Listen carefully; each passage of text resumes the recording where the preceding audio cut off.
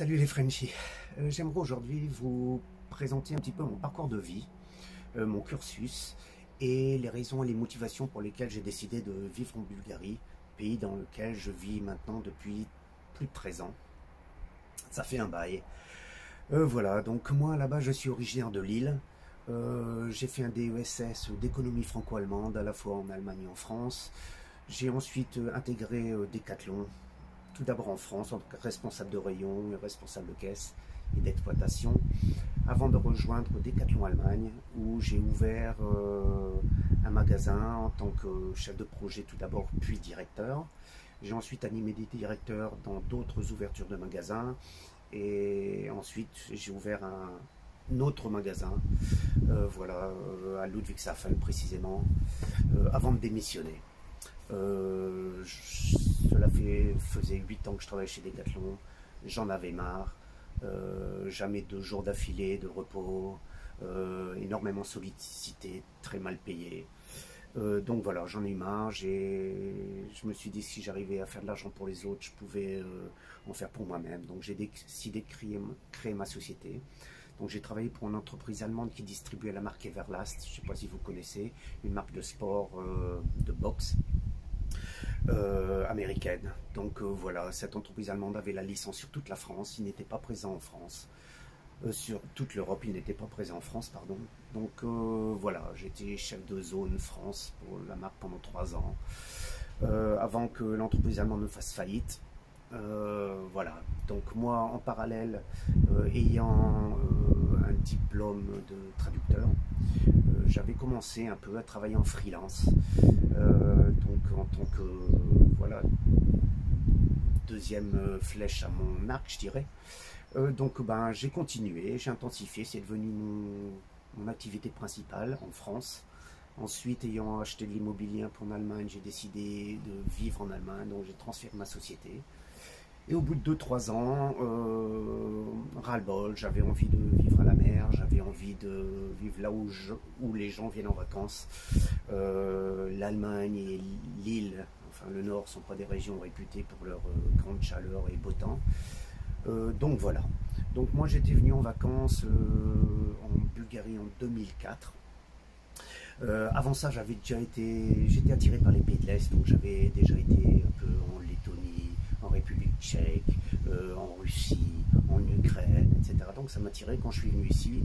Pour moi, c'était franchement idéal, parce que déjà la Bulgarie, ça reste en Europe, donc c'est pas la Thaïlande. Donc voilà, si ça me plaît pas, voilà, 2000 km en voiture et je suis à nouveau chez moi. C'est plus facile aussi pour rendre les visites à la famille. À l'époque, en 2004, fin 2004, j'y suis allé, ils prévoyaient déjà de rentrer dans l'Union européenne, chose qui était faite en 2007. Donc ça aussi, pour moi, c'était un point quand même important, hein. La Bulgarie, en plus, c'est quand même stable politiquement, depuis des années. La monnaie aussi est stable. La gestion des minorités, ça va, c'est pas comme le Kosovo et la Bosnie. Ça ne risque pas d'exploser à tout moment. Et donc ma motivation première, comme je le disais, c'était d'être toujours en Europe, mais à la mer, etc. Ensuite, quand je me suis un peu intéressé au pays, je me suis rendu compte quand même que l'imposition était tout simplement géniale. On a 10% sur les bénéfices, 5% sur les dividendes. Donc si vous retirez de l'argent de votre société, 5%, donc ça fait 15% d'impôts. Et je paye à peu près 110 € de taxes, de prestations sociales, donc retraite, maladie, etc. Donc franchement, pour un freelance, pour un indépendant, c'est quand même vachement important.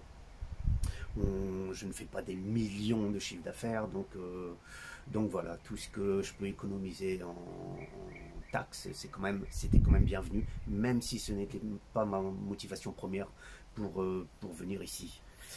Donc voilà, je suis arrivé en 2009 en Bulgarie. J'avais déjà acheté des terrains.